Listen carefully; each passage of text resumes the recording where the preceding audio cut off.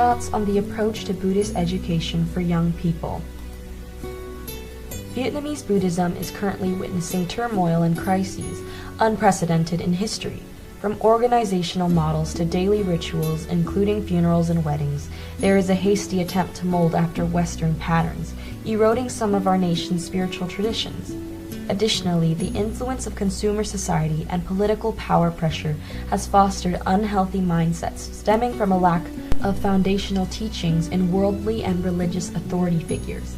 This situation has undoubtedly negatively impacted the education of Vietnamese Buddhist youth.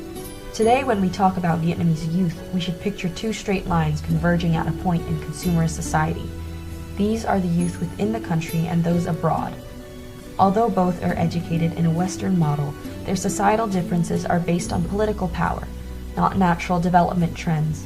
This artificial distinction is like being stuck in a quagmire, not knowing where to find solid ground.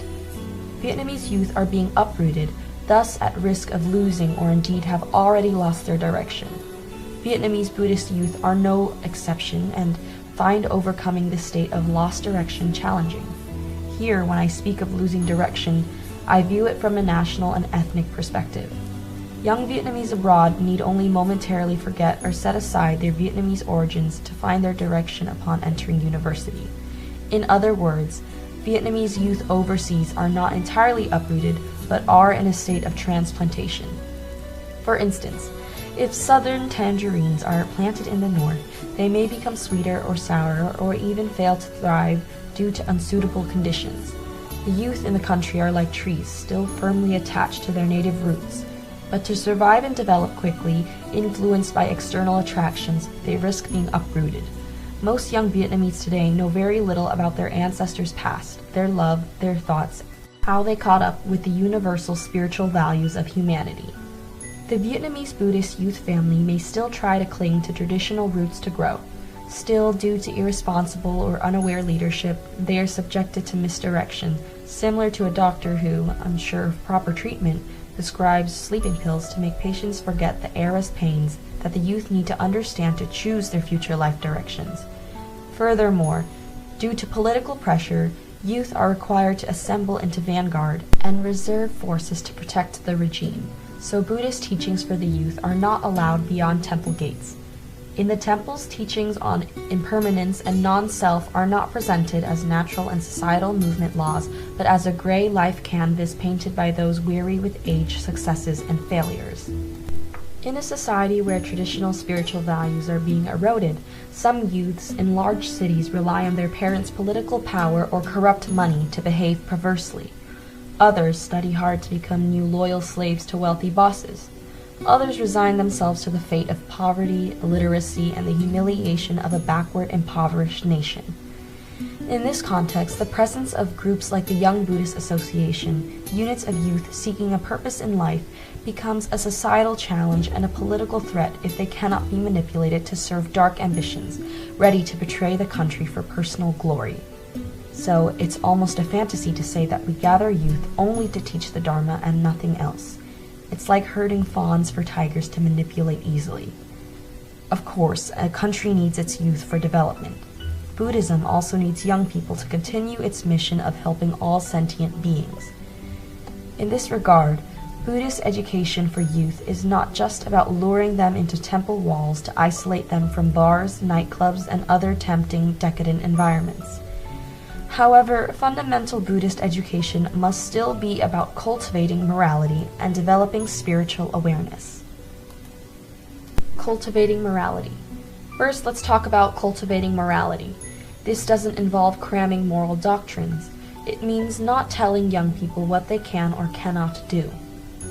Youth will do whatever they find suitable for the era. However, it's essential to prevent them from being drawn to the harmful elements of the period, avoiding misdirection by current trends. Therefore, it's necessary to establish a safe and mobile space for them. This safe space is the Bodhi mind, and its mobility is a bodhisattva's non-attached, unpillared characteristic. We will discuss these 2 points further. Growing up in prosperous cities and entering society with high education and a stable life, part of the youth rarely directly experience the hardship of their peers in darker, unfamiliar regions. Lacking empathy for others' suffering, they also need an understanding of life's essence and the meaning of survival. Therefore, bringing Buddhism to the youth means getting them face to face with the reality of survival. This is to ignite the Bodhi mind in youth. Where there is danger, I vow to be a bridge. Where there is darkness, I vow to be a torch. This may seem like a far-fetched promise, even impractical to some, but it's the solid ground on which young people can establish their life direction and define fundamental values for their lives. Mobility is about being open, not confined to narrow societal spaces, so that young people can see beyond prejudices and closed traditions. More specifically, youth are educated to be always ready to embark, to go anywhere on earth where suffering is more natural, happiness is genuinely tested. In another sense, such mobility equates to adventure. Since living in stable cities, humanity has extinguished the adventurous spirit in youth but awakened the tourism spirit in adults looking for new pleasures to replace their daily monotony. The non-attached spirit of bodhisattva differs significantly. It means not being anchored in the cycle of birth and death, samsara, nor fixated on nirvana. It's a spirit of liberation, not tied to any tradition or value. Young people need to learn to live with this open-mindedness and generosity, to accurately evaluate the value of world civilizations, and choose their path within the harmonious development of all human societies, despite differences in religion, beliefs, traditions, perspectives, opinions, and even daily life habits. Developing spiritual awareness. We speak of learning through traditional Buddhist scriptures on developing spiritual awareness in youth. The three baskets, Tripitaka, of Buddhist teachings are an immense treasure trove of knowledge. Based on the Buddha's fundamental teachings about life's value and the nature of suffering and happiness, many laws related to nature, society, psychology, linguistics, and humanity were discovered over various epochs and geographical regions with different historical and traditional backgrounds. However, we also know that in the history of world civilizations, existing or extinct, no doctrine has not been surpassed by later generations. Some doctrines were surpassed and permanently discarded. Others were surpassed and then revived. But very few principles were revived without being distorted, some so severely that if compared to the past, they would appear monstrous. The Buddhist teachings affirm the law of impermanence, so the issue is about suitability to truth and individual understanding, not about being surpassed or discarded.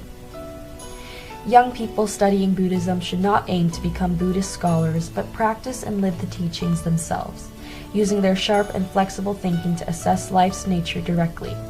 Thus, studying Dharma should not hinder worldly learning. Buddhist knowledge should not conflict with secular knowledge. The only difference is that learning Dharma starts with understanding human suffering to recognize genuine happiness. Compassion and youth are the solid wings that will carry young individuals through the limitless spaces of life.